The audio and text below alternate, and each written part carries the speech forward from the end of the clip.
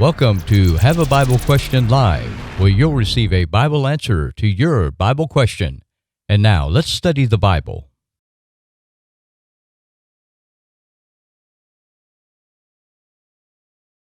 All right, here we go. The next question we're going to talk about, I'm going to let you introduce it, Troy, other than I want to say this. It may fall into semantics, and we agree. It's going to be interesting. Go ahead. So there's a phrase that gets used all the time in different circles and conversation, especially among Christians. And when I use the word Christians in this particular case, I mean Christendom and then denominations and everything else. People who use the word Christian, they like to say, God will not give you more than you can handle. Which I disagree with that statement 100% in the sense that if you're talking about struggles and problems, God tempts no man according to the book of James. That's so exactly that would be right. a misapplication if that's the way they mean it. If they mean it in the sense that he won't let you have more riches than you can handle, then maybe. Well, the same person that presented that question to me said, just ask a parent who has lost a child if God won't give you more than you can handle, because that's a very difficult thing. And so I thought that was a good point. I think what happens is that phrase is not there. It's not in the scriptures, right? But if you're going through something, then you can handle it. And I'm going to base that off of two things, the book of Job and 1 Corinthians 10:13. Now, 1 Corinthians 10:13 says, there hath no temptation taken you but such as is common to man, but God is faithful, who will not suffer you to be tempted above that you are able, but will with the temptation also make a way to escape, that you may be able to bear it. Now, just using this verse alone, I believe helps us tremendously to understand that if I'm going through this, you're not alone. I'm not alone. There's a way for me to handle it. So implied in there is God allowing me to experience more than I can handle? No. Now, that parent that lost a child, okay, let me first say, I can't imagine. I don't want to imagine. I pray that I never experience what you're going through. But do I know that you can make it through it? Yes. Based off of what? This passage right here, that God has a way of escape. And that way of escape might be for your comfort to be found in church family, through some counseling, through Bible study. I don't know what all it will be. But if you're going through this and that temptation, that what you're going through is so great that you're like, man, I don't think I can make it.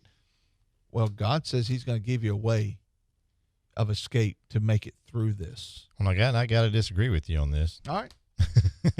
You can be wrong. Because I'm talking about, and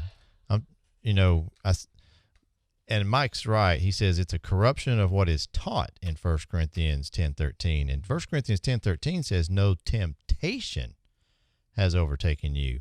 Whereas something that comes upon you. Pain is a temptation. How are some things that come upon us a temptation? Job.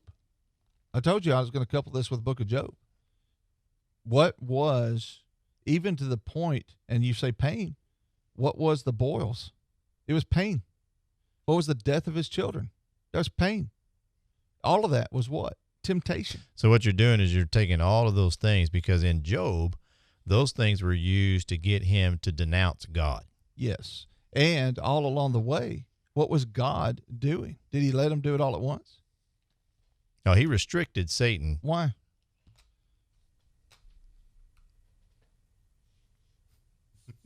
Looking for, look at it. Well, if he took his life, then he wouldn't be there to suffer. Well, you got to look at it. Every one of those things was something that was inflicting pain, but was an opportunity to be able to tear him away.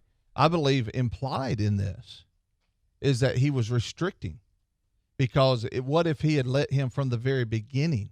Because God all along the way restrained Satan and didn't let him do it all at once. What is that? Not suffering you to be tempted more than you're able.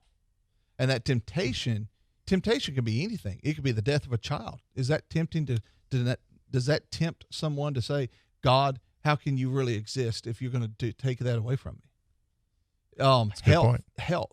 Can that be a temptation? Yeah. God, why does this cancer? I've lived my life for you, God. There's an opportunity. Yeah. Either turn. Let me give you one. John Moore, Steve Higginbotham, both major health issues. And what did both of them do? They praised God. Have you ever seen people take those same scenarios and denounce God? Yeah, and leave the church. So what is that? It's a temptation that Satan puts in you. And Okay, I'm I'll admit it. I was wrong. So I'm careful. I'm careful in this because there's this spiritual warfare, and man, we could get into a deep discussion on all this, and we don't want to go beyond. But Job, those afflictions, it was his wealth, it was his health, it was his family and the lost, and God for whatever reason was only allowed so much at a time, and he knew. And that's still happening today, by the way, because in Revelation chapter somewhere between 19 and 21 there, he restricts Satan even today. That's what the idea of being chained. So God is still, that verse is still true in that context of the way you're couching it there, and the fact that Satan is still restricted. He does not, and Christ took care of that. And that's why I started off at the very beginning, James 1:13. Alan puts this on here. We're not tempted of God. Right. And so that's not God tempting us. That's not God giving us more than we can handle.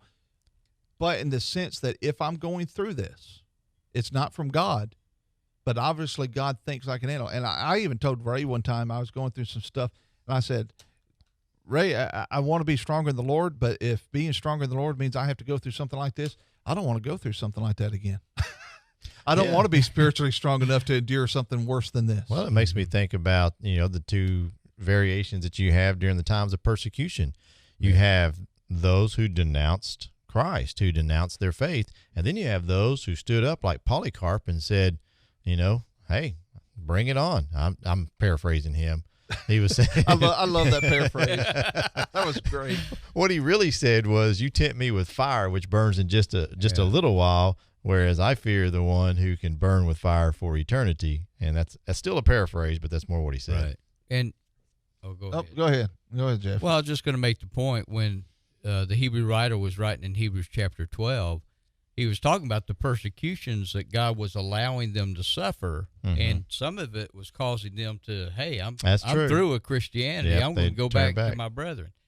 But the way he described it, and he compared it to the punishment that we received from our earthly fathers, he said, for they verily for a few days chastened us after their own pleasure, but this is God, but he for our profit, that we might be partakers of his holiness. He wants us to grow. He said, now no chastening for the present seemeth to be joyous, but grievous. Nevertheless, afterward it yieldeth the peaceable fruit of righteousness unto them that which are exercised thereby. But if you think about what he's saying here, it's not that God is putting that on them. He is allowing them to go through these things to make them stronger. And that's the point. Yeah. There's kind of a balance between 12 and 13, by the way. Right. Because wherefore let him that thinketh he standeth take heed lest he fall is the idea. Don't be so arrogant that you don't think you can. Right. But God is going to be there. You can overcome. And so it's kind of this balanced saying that he has here. Ray? Yes. Oh, I thought you had something. I did not. You guys covered it all really well. I agree with everything you said. Oh, I'm sorry. I misread the. No, you're good. Okay. Anyway, I really did think he had something. He just likes putting that camera on himself now. He's got his own camera He's now. got his light, too. And you a notice how he light. pointed that Yeah. out at the beginning of the show. I notice his face is not quite as shiny this time. Did you put on makeup? Oh, it is shiny. I'm sorry. It is shiny. I was there. like, if it's not shiny, there's something wrong. Because as Jeff was saying before the show, I was sweating up a storm before we got in here. Yeah, he's been running wire all day. Be shiny. It's shiny. Yeah. Just messing with you, Ray. Yeah. And there has to be a correct way that we have got to make sure that we teach this. Yeah, so how would you because- answer the question in a more concise way? Basically where I started with, God does not tempt us, but God restricts Satan to make sure that whatever it is we're going through, we can handle. There is an escape.